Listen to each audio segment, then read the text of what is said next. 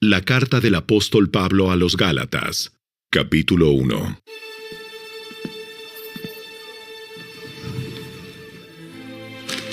Les escribo, yo, el apóstol Pablo.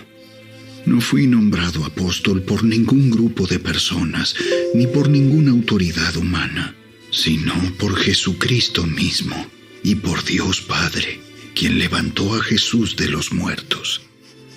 Todos los hermanos de este lugar se unen a mí para enviar esta carta que escribo a las iglesias de Galacia. Que Dios Padre y nuestro Señor Jesucristo les concedan gracia y paz. Tal como Dios nuestro Padre lo planeó, Jesús entregó su vida por nuestros pecados para rescatarnos de este mundo de maldad en el que vivimos. A Dios sea toda la gloria, por siempre y para siempre. Amén. Me escandaliza que ustedes estén apartándose tan pronto de Dios, quien los llamó a sí mismo por medio de la amorosa misericordia de Cristo. Están siguiendo un evangelio diferente que aparenta ser la buena noticia, pero no lo es en absoluto. Están siendo engañados por los que a propósito distorsionan la verdad acerca de Cristo. Si alguien, ya sea nosotros o incluso un ángel del cielo, les predica otra buena noticia diferente de la que nosotros les hemos predicado, que le caiga la maldición de Dios. Repito lo que ya hemos dicho. Si alguien predica otra buena noticia distinta de la que ustedes han recibido, que esa persona sea maldita. Queda claro que no es mi intención ganarme el favor de la gente, sino el de Dios. Si mi objetivo fuera agradar a la gente, no sería un siervo de Cristo. Amados hermanos, quiero que entiendan que el mensaje del evangelio que predico no se basa en un simple razonamiento humano. No recibí mi mensaje de ninguna fuente humana, ni nadie me lo enseñó. En cambio, lo recibí por revelación directa de Jesucristo. Ustedes saben cómo me comportaba cuando pertenecía a la religión judía y cómo perseguí con violencia a la iglesia de Dios. Hice todo lo posible por destruirla. Yo superaba ampliamente a mis compatriotas judíos en mi celo por las tradiciones de mis antepasados. Pero aún antes de que yo naciera, Dios me eligió y me llamó por su gracia maravillosa. Luego, le agradó revelarme a su Hijo para que yo proclamara a los gentiles la buena noticia acerca de Jesús. Cuando esto sucedió, no me apresuré a consultar con ningún ser humano. Tampoco subí a Jerusalén para pedir consejo de los que eran apóstoles antes que yo. En cambio, me fui a la región de Arabia y después regresé a la ciudad de Damasco. Luego, 3 años más tarde, fui a Jerusalén para conocer a Pedro y me quedé 15 días con él. El único otro apóstol que conocí en esos días fue Santiago, el hermano del Señor. Declaro delante de Dios que no es mentira lo que les escribo. Después de esa visita, me dirigí al norte, a las provincias de Siria y Cilicia, y aún así, las iglesias en Cristo que están en Judea todavía no me conocían personalmente. Todo lo que sabían de mí era lo que la gente decía. El que antes nos perseguía, ahora predica la misma fe que trataba de destruir. Y alababan a Dios por causa de mí.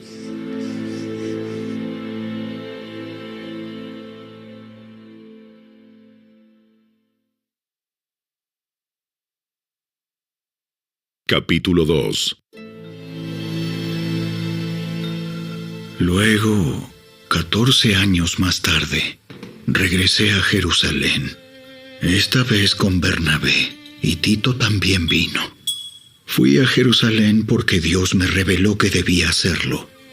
Durante mi tiempo allí, me reuní en privado con los que eran reconocidos como los dirigentes de la iglesia y les presenté el mensaje que predico a los gentiles. Quería asegurarme de que estábamos de acuerdo, porque temía que todos mis esfuerzos hubieran sido inútiles y que estaba corriendo la carrera en vano. Sin embargo, ellos me respaldaron y ni siquiera exigieron que mi compañero Tito se circuncidara, a pesar de que era griego. Incluso esa cuestión surgió solo a causa de unos supuestos creyentes, en realidad falsos, que se habían infiltrado entre nosotros. Se metieron en secreto para espiarnos y privarnos de la libertad que tenemos en Cristo Jesús, pues querían esclavizarnos y obligarnos a seguir los reglamentos judíos. Pero no nos doblegamos ante ellos, ni por un solo instante. Queríamos preservar la verdad del mensaje del Evangelio para ustedes. Los líderes de la iglesia no tenían nada que agregar a lo que yo predicaba. Dicho sea de paso, su fama de grandes líderes a mí no me afectó para nada, porque Dios no tiene favoritos. Al contrario, ellos comprendieron que Dios me había dado la responsabilidad de predicar el Evangelio a los gentiles, tal como le había dado a Pedro la responsabilidad de predicar a los judíos. Pues el mismo Dios que actuaba por medio de Pedro, apóstol a los judíos, también actuaba por medio de mí, apóstol a los gentiles. De hecho, Santiago, Pedro y Juan, quienes eran considerados pilares de la iglesia, reconocieron el don que Dios me había dado y nos aceptaron a Bernabé y a mí como sus colegas. Nos animaron a seguir predicando a los gentiles mientras ellos continuaban su tarea con los judíos. La única sugerencia que hicieron fue que siguiéramos ayudando a los pobres, algo que yo siempre tengo deseos de hacer. Pero cuando Pedro llegó a Antioquía, tuve que enfrentarlo cara a cara, porque él estaba muy equivocado en lo que hacía. Cuando llegó por primera vez, Pedro comía con los creyentes gentiles, quienes no estaban circuncidados. Pero después, cuando llegaron algunos amigos de Santiago, Pedro no quiso comer más con esos gentiles. Tenía miedo a la crítica de los que insistían en la necesidad de la circuncisión. Como resultado, otros creyentes judíos imitaron la hipocresía de Pedro. E incluso Bernabé se dejó llevar por esa hipocresía.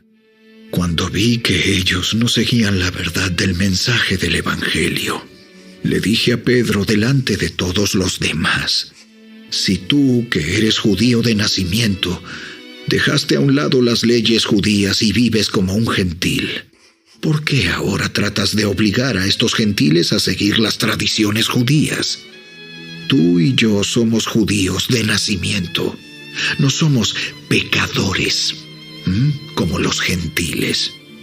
Sin embargo, sabemos que una persona es declarada justa ante Dios por la fe en Jesucristo y no por la obediencia a la ley. Y nosotros hemos creído en Cristo Jesús para poder ser declarados justos ante Dios por causa de nuestra fe en Cristo, y no porque hayamos obedecido la ley. Pues nadie jamás será declarado justo ante Dios mediante la obediencia a la ley. Pero supongamos que intentamos ser declarados justos ante Dios por medio de la fe en Cristo, y luego se nos declara culpables por haber abandonado la ley. ¿Acaso esto quiere decir que Cristo nos ha llevado al pecado? Por supuesto que no. Más bien, soy un pecador si vuelvo a construir el viejo sistema de la ley que ya eché abajo. Pues cuando intenté obedecer la ley misma me condenó. Así que morí a la ley. Es decir, dejé de intentar cumplir todas sus exigencias a fin de vivir para Dios. Mi antiguo yo ha sido crucificado con Cristo. Ya no vivo yo, sino que Cristo vive en mí.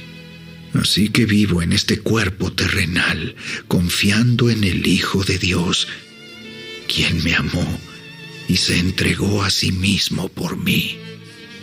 Yo no tomo la gracia de Dios como algo sin sentido, pues si cumplir la ley pudiera hacernos justos ante Dios, entonces no habría sido necesario que Cristo muriera.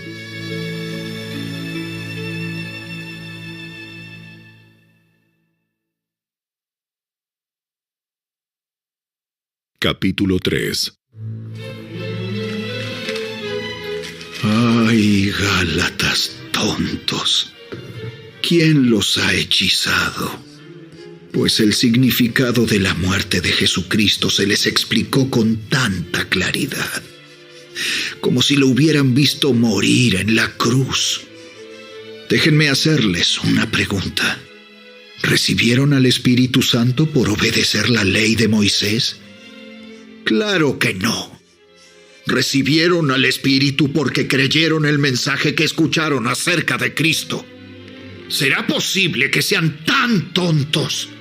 Después de haber comenzado su nueva vida en el Espíritu, ¿por qué ahora tratan de ser perfectos mediante sus propios esfuerzos?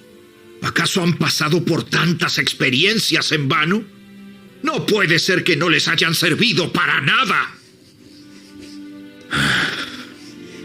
Vuelvo a preguntarles, ¿acaso Dios les da al Espíritu Santo y hace milagros entre ustedes porque obedecen la ley? Por supuesto que no.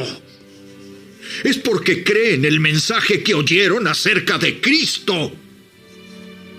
Del mismo modo, Abraham le creyó a Dios y Dios lo consideró justo debido a su fe. Así que los verdaderos hijos de Abraham son los que ponen su fe en Dios. Es más, las Escrituras previeron este tiempo en el que Dios declararía justos a los gentiles por causa de su fe. Dios anunció esa buena noticia a Abraham hace tiempo, cuando le dijo: Todas las naciones serán bendecidas por medio de ti. Así que todos los que ponen su fe en Cristo participan de la misma bendición que recibió Abraham por causa de su fe. Sin embargo, los que dependen de la ley para hacerse justos ante Dios están bajo la maldición de Dios. Porque las Escrituras dicen: maldito es todo el que no cumple ni obedece cada uno de los mandatos que están escritos en el libro de la ley de Dios.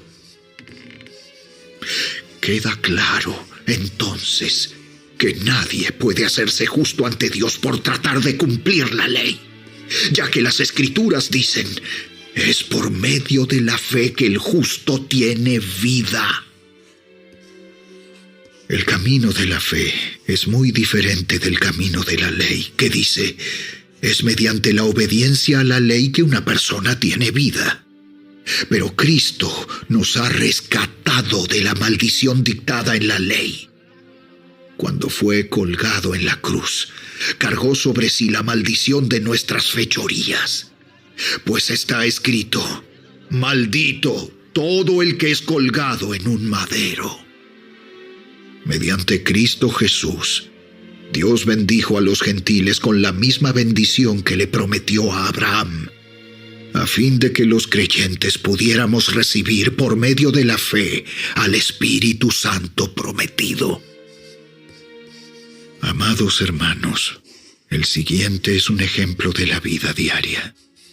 Así como nadie puede anular ni modificar un acuerdo irrevocable, tampoco en este caso. Dios ha dado las promesas a Abraham y a su hijo. Y noten que la Escritura no dice a sus hijos, como si significara muchos descendientes. Más bien dice a su Hijo. Y eso sin duda se refiere a Cristo. Lo que trato de decir es lo siguiente: el acuerdo que Dios hizo con Abraham no podía anularse 430 años más tarde, cuando Dios le dio la ley a Moisés. porque Dios estaría rompiendo su promesa. Pues si fuera posible recibir la herencia por cumplir la ley, entonces esa herencia ya no sería el resultado de aceptar la promesa de Dios. Pero Dios, por su gracia, se la concedió a Abraham mediante una promesa. Entonces, ¿para qué se entregó la ley? Fue añadida a la promesa para mostrarle a la gente sus pecados. Pero la intención era que la ley durara solo hasta la llegada del Hijo prometido. Por medio de ángeles, Dios entregó su ley a Moisés, quien hizo de mediador entre Dios y el pueblo. Ahora bien, un mediador es de ayuda si dos o más partes tienen que llegar a un acuerdo. Pero Dios, quien es uno solo, no usó ningún mediador cuando le dio la promesa a Abraham. ¿Hay algún conflicto entonces entre la ley de Dios y las promesas de Dios? De ninguna manera. Si la ley pudiera darnos vida nueva, nosotros podríamos hacernos justos ante Dios por obedecerla. Pero las Escrituras declaran que todos somos prisioneros del pecado. Así que recibimos la promesa de libertad que Dios hizo únicamente por creer en Jesucristo. Antes de que se nos abriera el camino de la fe en Cristo, estábamos vigilados por la ley. Nos mantuvo en custodia protectora, por así decirlo, hasta que fuera revelado el camino de la fe. Dicho de otra manera, la ley fue nuestra tutora hasta que vino Cristo. Nos protegió hasta que se nos declarara justos ante Dios por medio de la fe. Y ahora que ha llegado el camino de la fe, ya no necesitamos que la ley sea nuestra tutora, pues todos ustedes son hijos de Dios por la fe en Cristo Jesús, y todos los que fueron unidos a Cristo en el bautismo se han puesto a Cristo como si se pusieran ropa nueva. Ya no hay judío ni gentil, esclavo ni libre, hombre ni mujer, porque todos ustedes son uno en Cristo Jesús. Y ahora que pertenecen a Cristo, son verdaderos hijos de Abraham, son sus herederos, y la promesa de Dios a Abraham les pertenece a ustedes.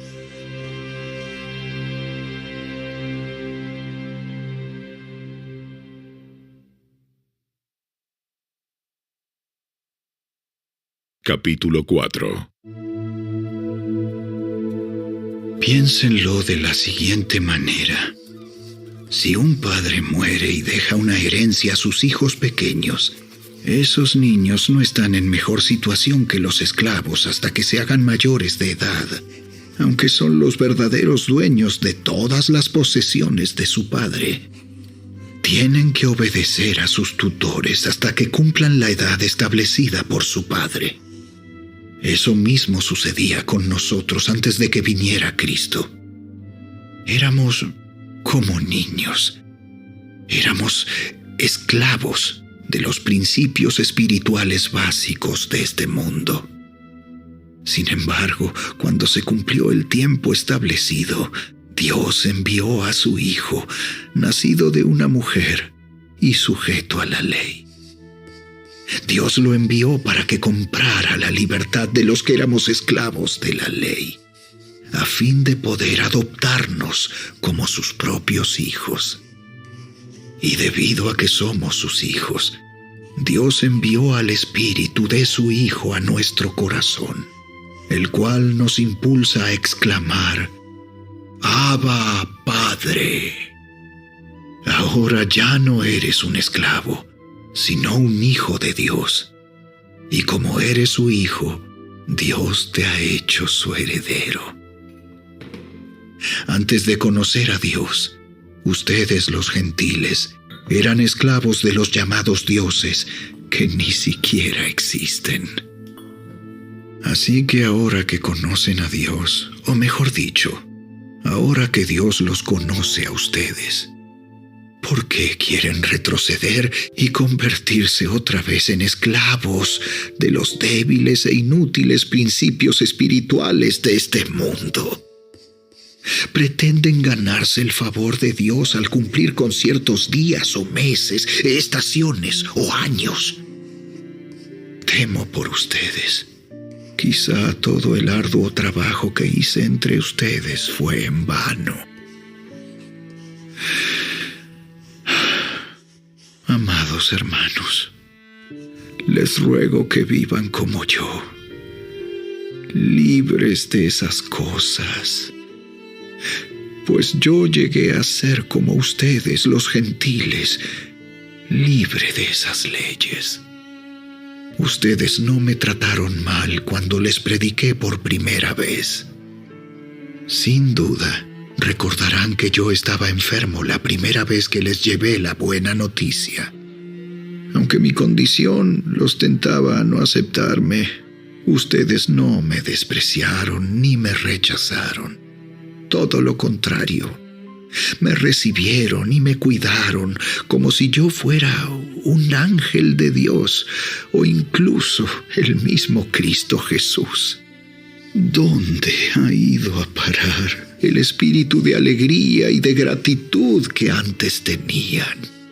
Estoy seguro de que ustedes se hubieran arrancado los propios ojos para dármelos de haber sido posible.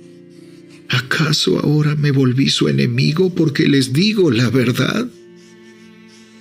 Esos falsos maestros están muy ansiosos de ganarse el favor de ustedes, pero sus intenciones no son nada buenas. Lo que quieren es aislarlos de mí para que ustedes solo les presten atención a ellos. Si alguien quiere hacer cosas buenas por ustedes, no hay ningún problema, pero que lo haga en todo tiempo, no solo cuando estoy con ustedes. Oh, mis hijos queridos, siento como si volviera a sufrir dolores de parto por ustedes. Y seguirán hasta que Cristo se forme por completo en sus vidas.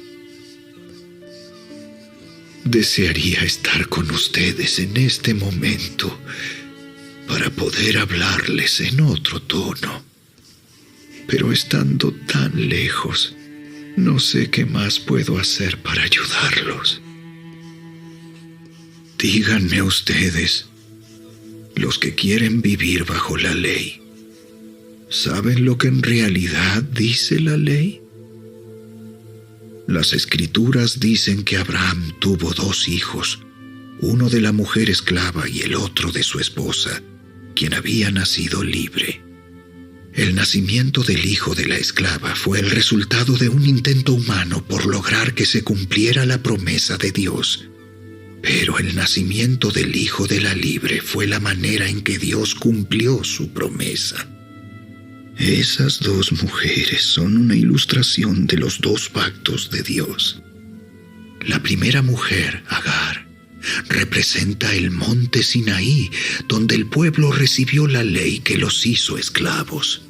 Y ahora Jerusalén es igual que el monte Sinaí, en Arabia, porque la ciudad y sus hijos viven bajo la esclavitud de la ley. Pero la otra mujer, Sara, representa la Jerusalén celestial. Ella es la mujer libre y es nuestra madre. Como dijo Isaías: Alégrate, oh mujer sin hijos, tú que nunca diste a luz. Ponte a gritar de alegría, tú que nunca tuviste dolores de parto, pues la mujer desolada ahora tiene más hijos que la que vive con su esposo.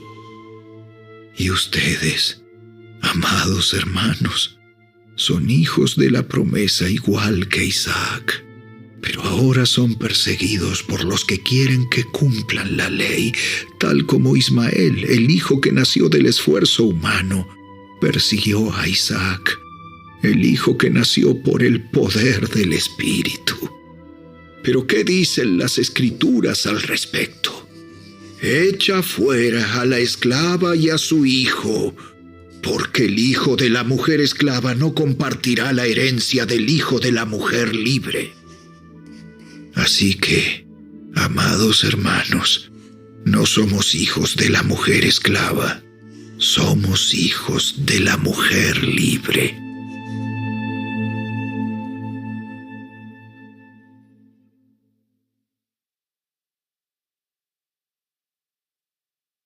Capítulo 5. Por lo tanto, Cristo en verdad nos ha libertado. Ahora asegúrense de permanecer libres y no se esclavicen de nuevo a la ley. Presten atención. Yo, Pablo, les digo lo siguiente. Si dependen de la circuncisión para hacerse justos ante Dios, entonces Cristo no les servirá de nada. Lo repito, si pretenden lograr el favor de Dios mediante la circuncisión, entonces están obligados a obedecer cada una de las ordenanzas de la ley de Moisés. Pues si ustedes pretenden hacerse justos ante Dios por cumplir la ley, han quedado separados de Cristo. Han caído de la gracia de Dios. Sin embargo, los que vivimos por el Espíritu esperamos con anhelo recibir por la fe la justicia que Dios nos ha prometido. Pues una vez que depositamos nuestra fe en Cristo Jesús, de nada sirve estar o no circuncidado. Lo importante es la fe que se expresa por medio del amor. Ustedes corrían muy bien la carrera. ¿Quién les impidió seguir la verdad? Seguro que no fue Dios, porque Él es quien los llamó a ser libres. Esa falsa enseñanza es como un poquito de levadura que impregna toda la masa. Confío en que el Señor los guardará de creer falsas enseñanzas. Dios juzgará a la persona que los está confundiendo, sea quien fuere.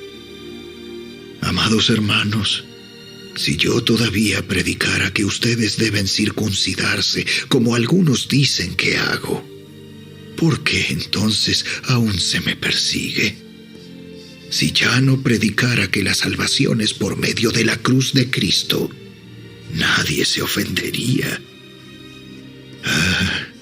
Cómo me gustaría que esos perturbadores que quieren mutilarlos a ustedes mediante la circuncisión se mutilaran ellos mismos. Pues ustedes, mis hermanos, han sido llamados a vivir en libertad. Pero no usen esa libertad para satisfacer los deseos de la naturaleza pecaminosa. Al contrario, usen la libertad para servirse unos a otros por amor. Pues toda la ley puede resumirse en un solo mandato: ama a tu prójimo como a ti mismo. Pero si están siempre mordiéndose y devorándose unos a otros, tengan cuidado. Corren peligro de destruirse unos a otros.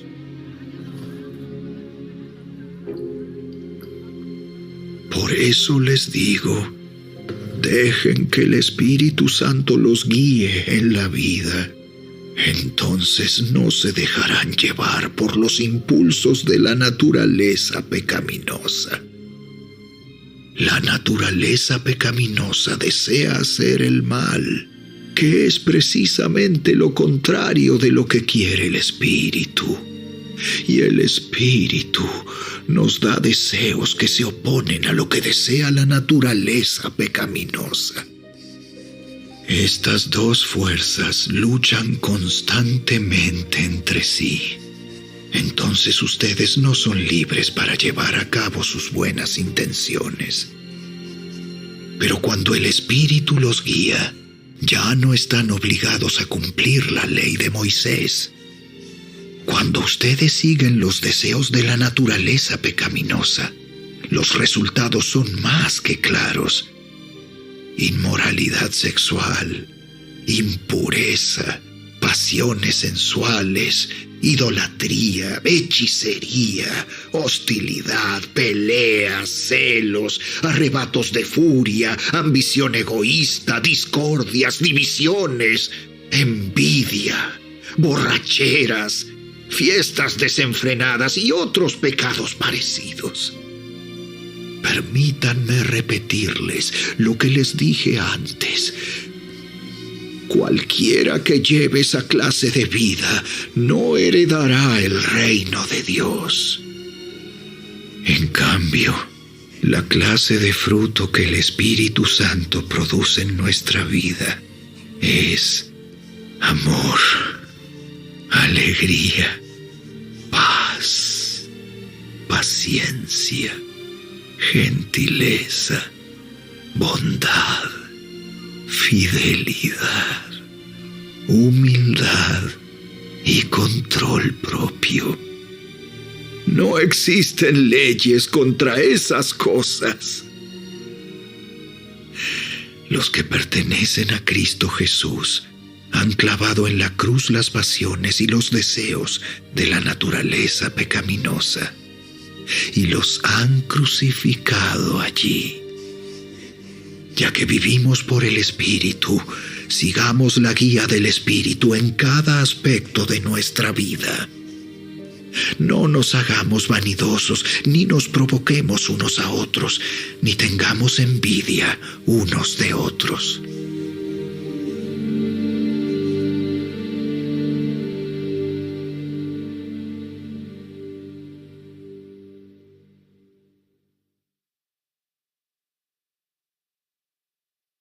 Capítulo 6. Amados hermanos, si otro creyente está dominado por algún pecado, ustedes, que son espirituales, deberían ayudarlo a volver al camino recto con ternura y humildad. Y tengan mucho cuidado de no caer ustedes en la misma tentación. Ayúdense a llevar los unos las cargas de los otros y obedezcan de esa manera la ley de Cristo. Si te crees demasiado importante para ayudar a alguien, solo te engañas a ti mismo. No eres tan importante. Presta mucha atención a tu propio trabajo, porque entonces obtendrás la satisfacción de haber hecho bien tu labor y no tendrás que compararte con nadie. Pues cada uno es responsable de su propia conducta. Los que reciben enseñanza de la palabra de Dios deberían proveer a las necesidades de sus maestros, compartiendo todas las cosas buenas con ellos. No se dejen engañar. Nadie puede burlarse de la justicia de Dios. Siempre se cosecha lo que se siembra. Los que viven solo para satisfacer los deseos de su propia naturaleza pecaminosa cosecharán de esa naturaleza destrucción y muerte. Pero los que viven para agradar al Espíritu, del Espíritu, cosecharán vida eterna. Así que no nos cansemos de hacer el bien. A su debido tiempo cosecharemos numerosas bendiciones si no nos damos por vencidos. Por lo tanto, siempre que tengamos la oportunidad, hagamos el bien a todos, en especial a los de la familia de la fe. Fíjense que uso letras grandes para escribirles de mi propio puño y letra estas últimas palabras. Los que tratan de obligarlos a circuncidarse lo hacen para quedar bien con otros. No quieren ser perseguidos por enseñar que solo la cruz de Cristo salva. Ni siquiera los que luchan a favor de la circuncisión cumplen toda la ley. Solo quieren que ustedes se circunciden para poder jactarse de ello y decir a todos que ustedes son sus discípulos.